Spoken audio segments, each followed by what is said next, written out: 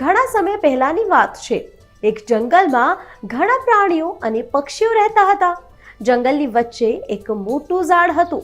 તે ઝાડ પર ઘણા પક્ષીઓ રહેતા હતા અને એક ઘુવડ પણ તે ઝાડ પર રહેતું હતું. તે આખો દિવસ સૂતો હતો અને રાત્રે જાગતો હતો.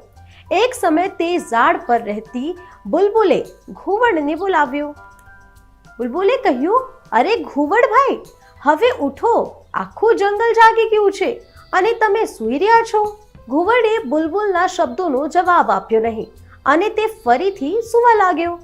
બુલબુલે ફરીથી ઘુવડને બોલાવ્યો તો બુલબુલે કહ્યું, વિચિત્ર ઘુવડ ભાઈ, હું તને જગાડું છું અને તું સૂઈ રહ્યો છે. ઘુવડે કહ્યું, હે બુલબુલની પૂંછડી, હું જંગલની રક્ષા માટે આખી રાત જાગું છું. તમારા બધાની રક્ષા કરવા અને દિવસ દરમિયાન સૂઈ જાઉં છું. તમે શું ઈચ્છો છો કે હું દિવસ રાત જાગું? બુલબુલે કહ્યું, તમે ક્યારેક મારી રક્ષા કરવાનું શરૂ કર્યું?